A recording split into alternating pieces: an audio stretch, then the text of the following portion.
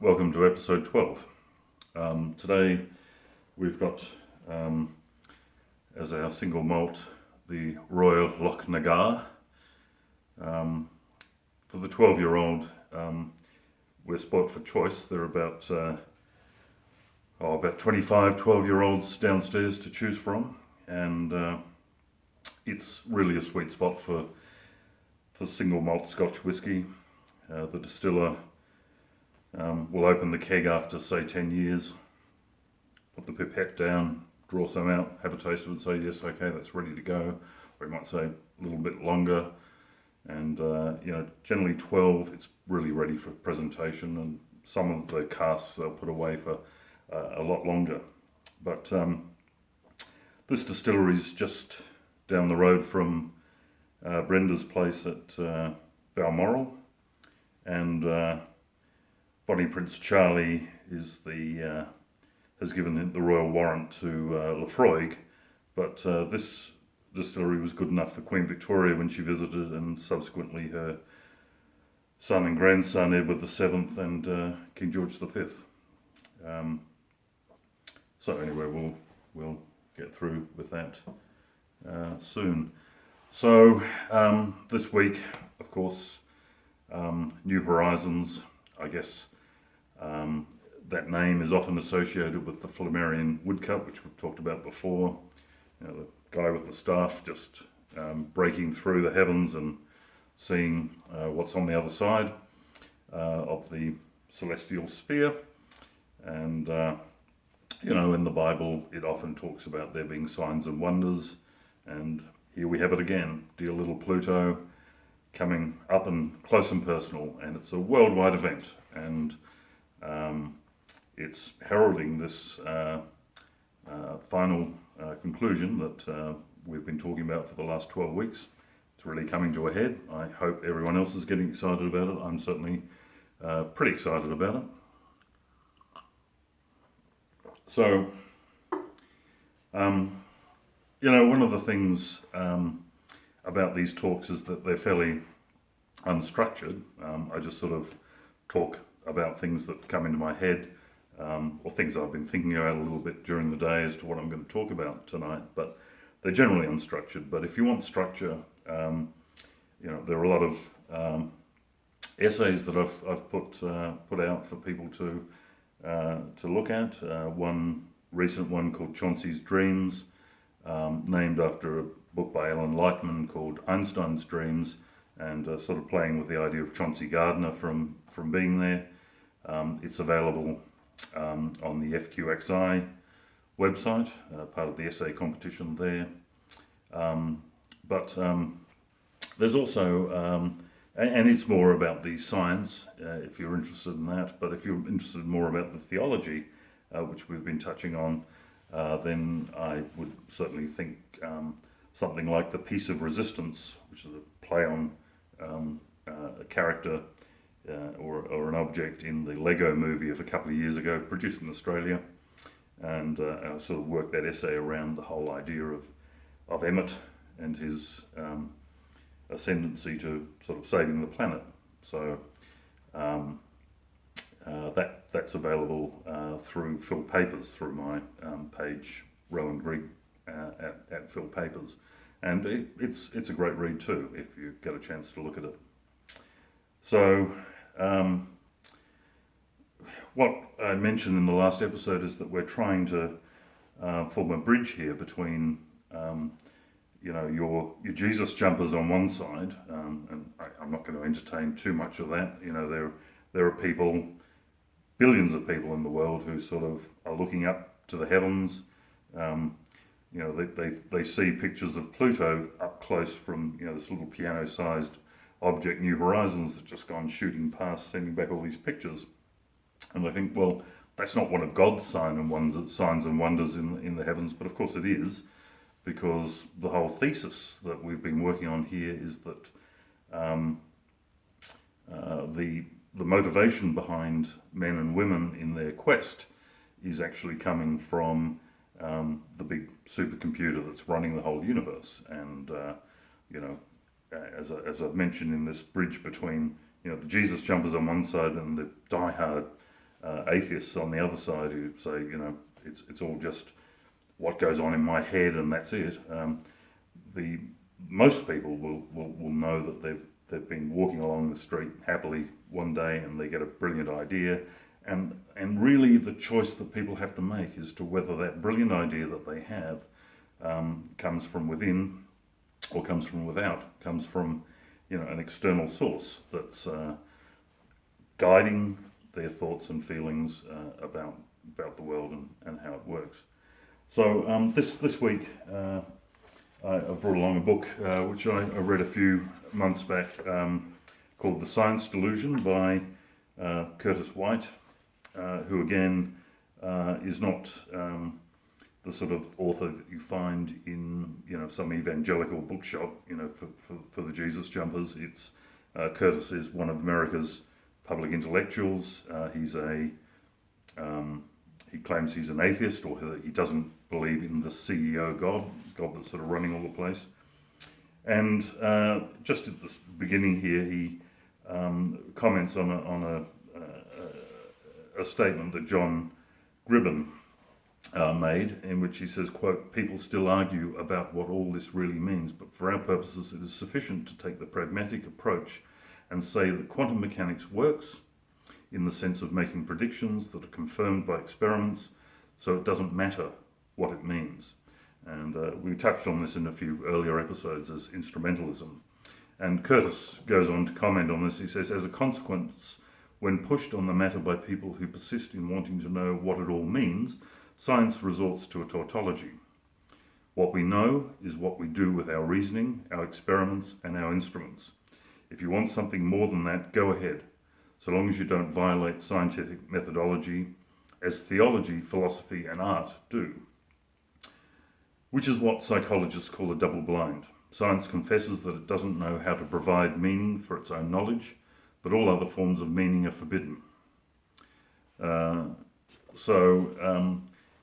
Curtis goes on to really put the case for romanticism, which he's entirely correct in this.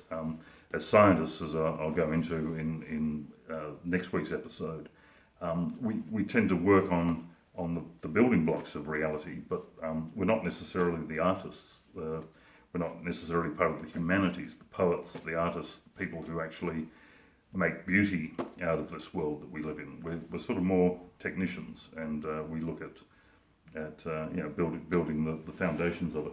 So this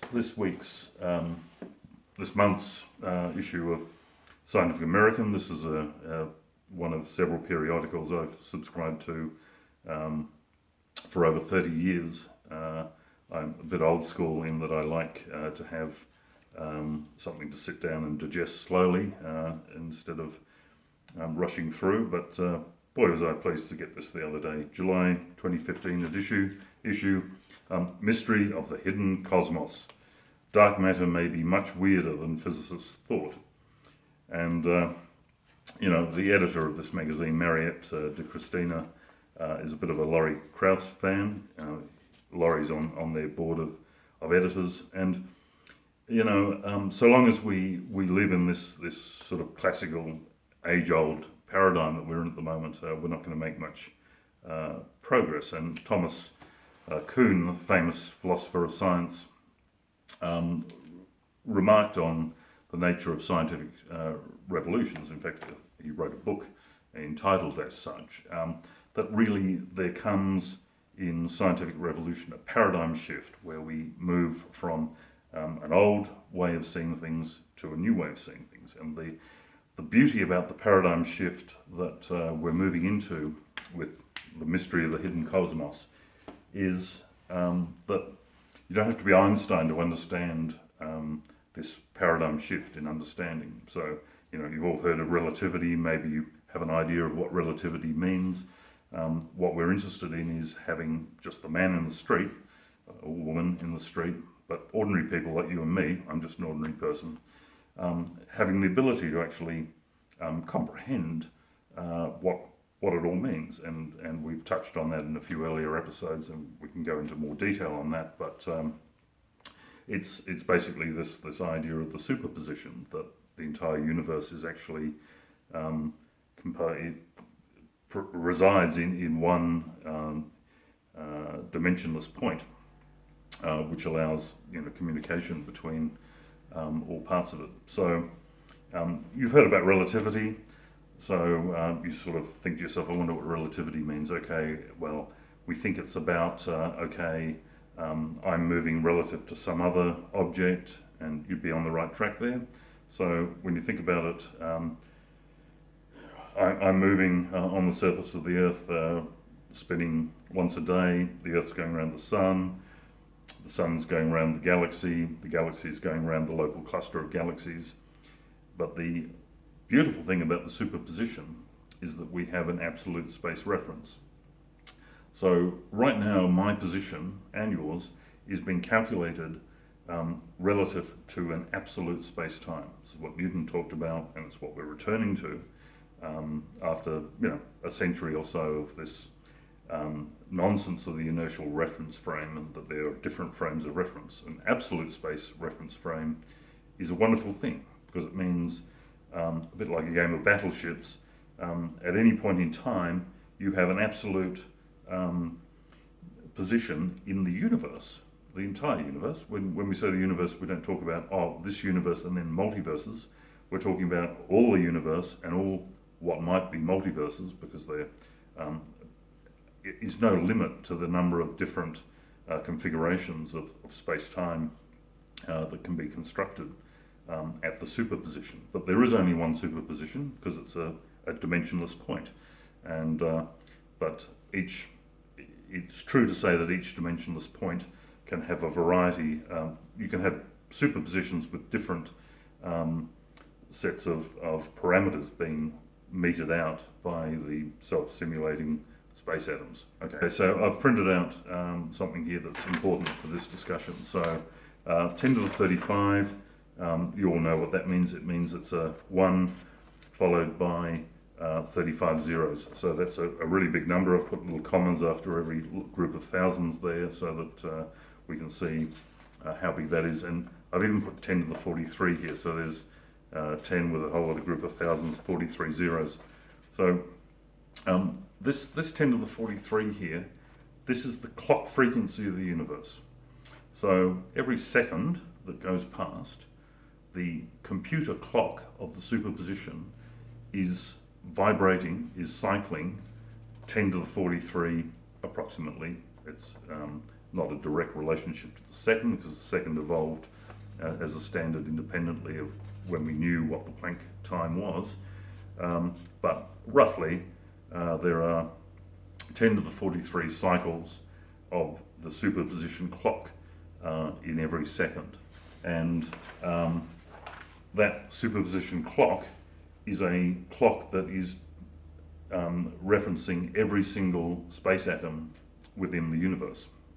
So, okay, even standing still or just sitting here in front of the camera and me and the rest of the house are all, as I say, going not only around the Earth, but the Earth is going around the Sun, and so that the combination of all those movements in the universe are actually being played out in the calculations between the space-time atoms that my hand is in at the moment and the space-time atoms that my hand is in the next second. So in the space of 1 meter, there are 10 to the 35, so that's the 35 zeros. In 1 meter, there are 10 to the 35 different positions. If you think of a game of battleships, there are 10 to the 35 little blocks of space-time that are calculated at each of those particular points in time of every clock frequency, every clock cycle of the superposition clock. So as my hand is moving through there, every single one of those space atoms that is representing that hand is actually being recalculated in the next part of the absolute space-time that hand is moving into.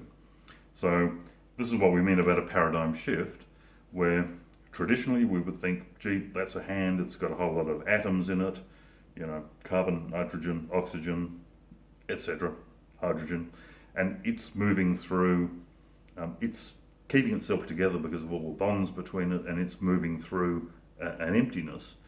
We have to turn that on its head and talk about that the emptiness is actually an absolute space-time, which is a whole lot of cellular automata, which are calculating the position of that hand at each and every point as it goes through. So, why am I doing this? I'm the bunny in the hot seat who's got to, point the finger like the child who points out that the emperor has no clothes. I mean, it's an old analogy to use, but it's a goodie. Basically say, look, let's start thinking about what it really means to talk about quantum theory and what it really means to talk about relativity, and the fact that, as I said in an earlier episode, when we move through absolute space-time at approaching the speed of light, it means that we cannot move the reality that's occupying this piece of absolute space and time into the next adjacent piece of space and time any faster than the clock frequency, which is 10 to the 43 cycles per second of the universe. So, we've all seen movies like The Matrix or 13th Floor, or there's a whole swag of them, which deal with virtual reality. And, we think, gee, that would be a big computer if it was able to simulate that reality. But this reality that we're living in at the moment has such a fine resolution. If you think of there being 10 to the 35 different instances of reality that can be calculated in just a meter, let alone the extent of the entire universe, which is 10 to the 90 meters in diameter, observable universe. There's a lot of calculations going on, but they all are happening in a very precise and clear way. So the point about I guess I'm trying to make is that I'm just a simple guy who understands a little bit about this, but I know some stuff that I'm excited to tell basically everyone about, because it's something that everyone can understand. And I rely on people like Laurie, for example, Laurie Krauss, but so many others who are specialists in their fields, to make that switch between the old paradigm and the new paradigm. So, if we think about how it was before quantum theory emerged, there are a lot of people with classical ideas about the world who really were the experts, and they knew exactly how it all worked. As far as they were concerned, there was nothing more to be discovered in physics. James Jeans famously said that. And there was this paradigm shift that happened, towards the end of the 19th century that, changed entirely the way we think about the world. But a lot of people still think in this classical way that, there's real atoms, there's real bits of dust, going around and just moving from place to place.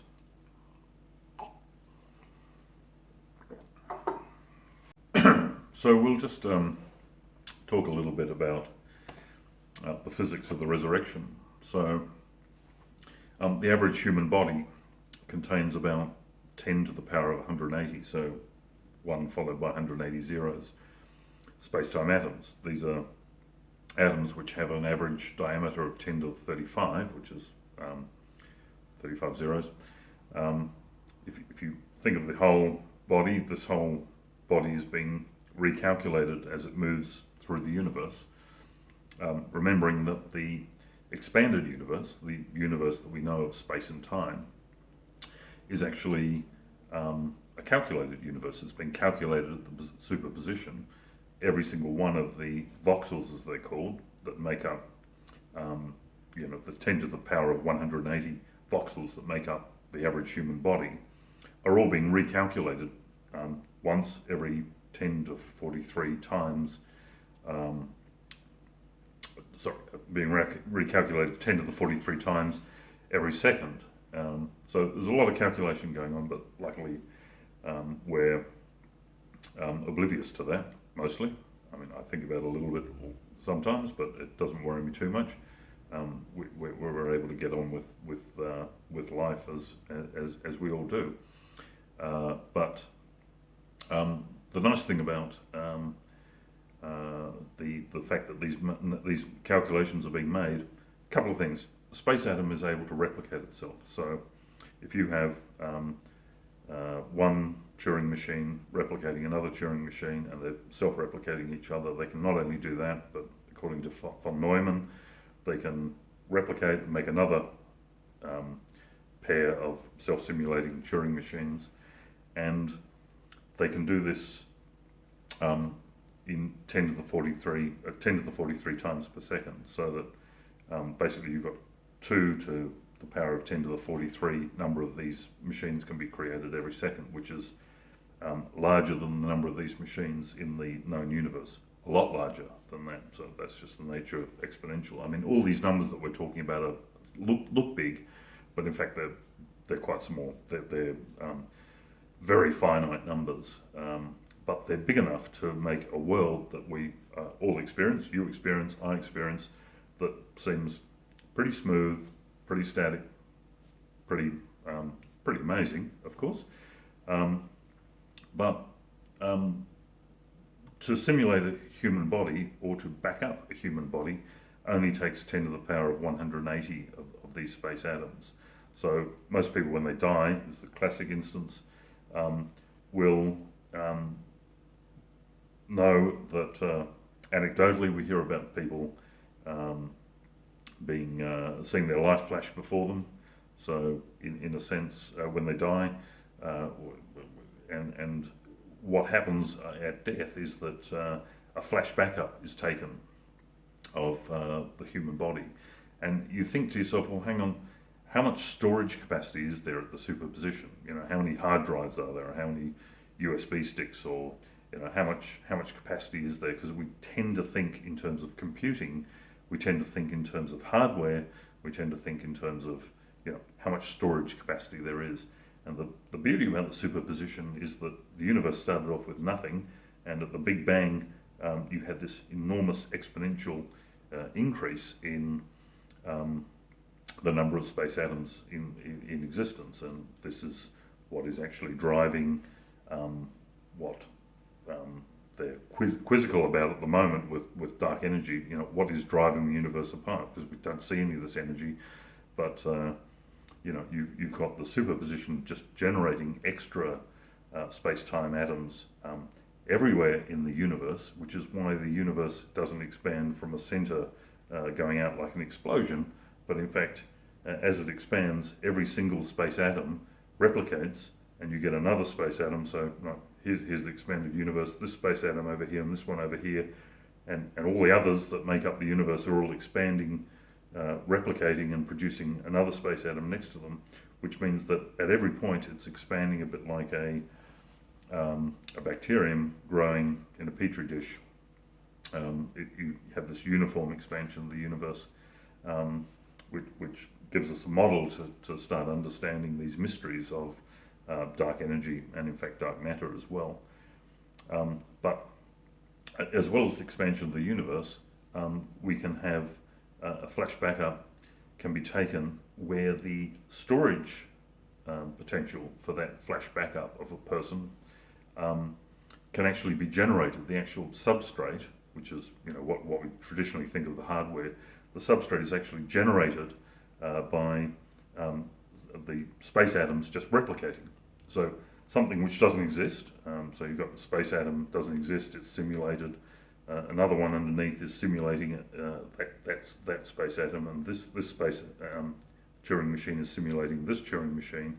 Together the pair make up a space atom, but neither of them exists until they simulate the other. So out of nothing, you can then create another space atom. And in fact, Laurie Krauss, who I keep referring to because in a recent book, you know, he sort of talks, and Stephen Hawking's done this for a few years now. And you know, all this is, you know, happening for a reason. We're sort of getting the milieu, we're getting people used to the idea that this is what's happening. so that it doesn't come as too much as a shock to them. But yeah, we can instantly create this substrate out of nothing. So, you don't have any backup of Rowan, but just as soon as he dies, boom, you've made a backup that can be restored. Obviously, we all know how restoring from backup works. So you take a backup, you can restore. But when we talk about the resurrection, some people think, okay, they're going to be restored in the same state that they were when they died. So, you're just going to get all these old people come back. Basically, most people die when they get old. And it doesn't quite work like that. Anyone who's dreamt at night, or anyone who's had a sort of slightly mystical experience perhaps, there are various times in our lives where we think, oh, hello, it's quite possible that a backup has just been made of my existence. And it only takes an instant, and doesn't cost anything in terms of substrate. You don't have to go and buy another hard drive. You don't have to God doesn't have to conjure up some more space-time atoms, some more substrate in which to store all these backups he's making of human beings. You just create it out of nothingness. So, okay, there's another one. So there's any number of these backups that can be made. So at the resurrection, when everyone gets restored, we don't know, because I don't run this show. It's being run by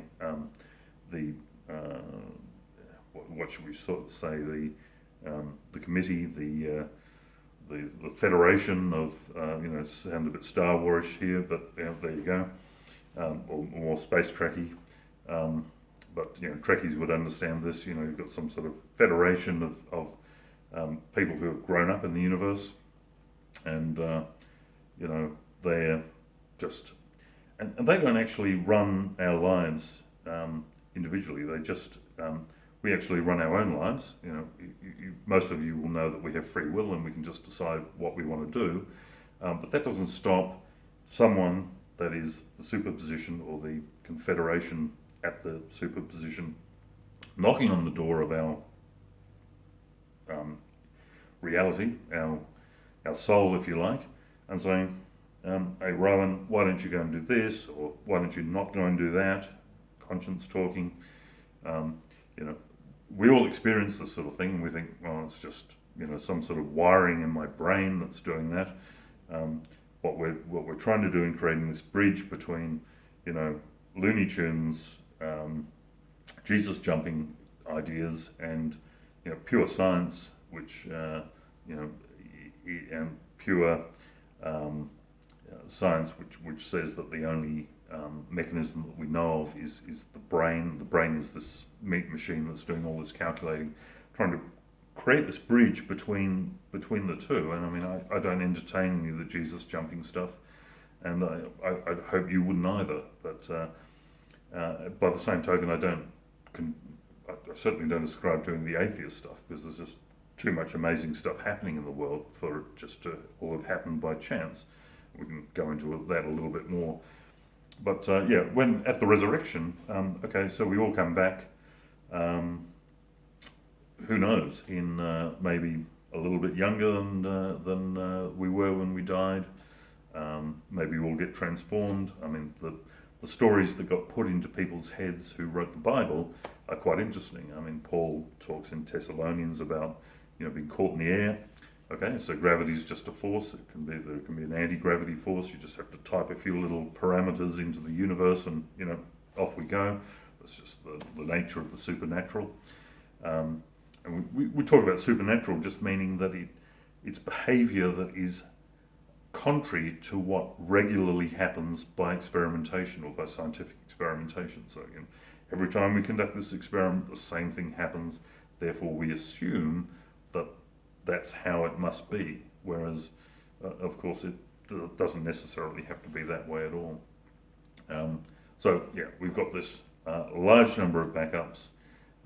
We've got everyone coming back, and what I'd like to talk about in the next episode is just sort of talk about where we're going to billet all these people, and how we're going to get a bit of egalitarianism happening between not 7 billion people, but possibly a whole lot more than 7 billion. How are we going to have a system that's fair, and how does politics work in the kingdom of heaven? As I said in last week's episode, it's child's play, we'll still just introduce everyone to that gently. But yeah, it's going to be fun. Anyway, I'm going to have my Royal Lochnagar.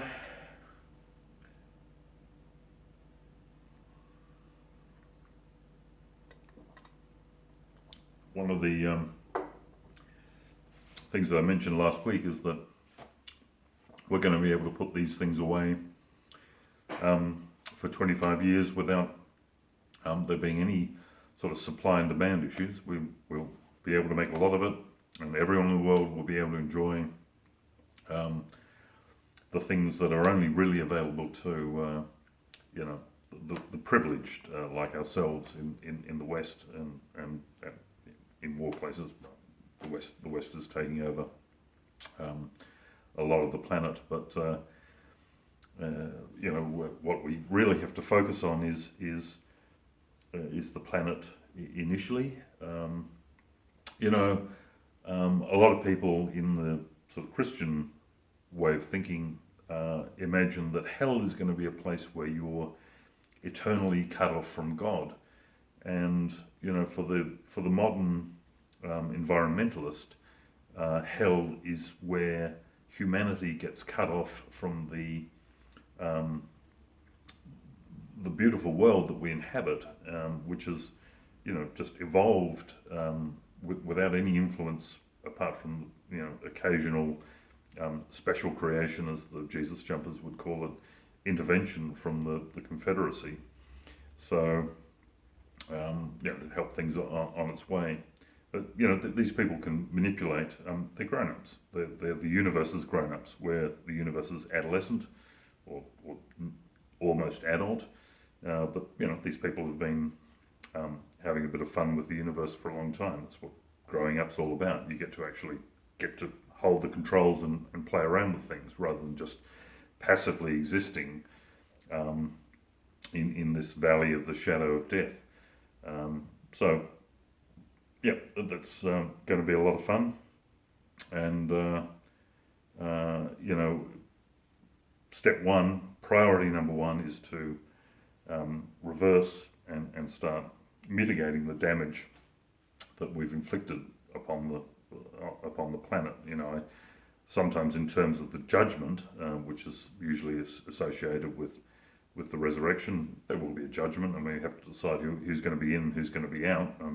Most people will want to be in, of course, but it's a bit like Dad coming home. He's been away for work, away from home. Mum's been left home with the kids, so Mum Earth and the kids, humanity, ravaging making a complete mess of the place.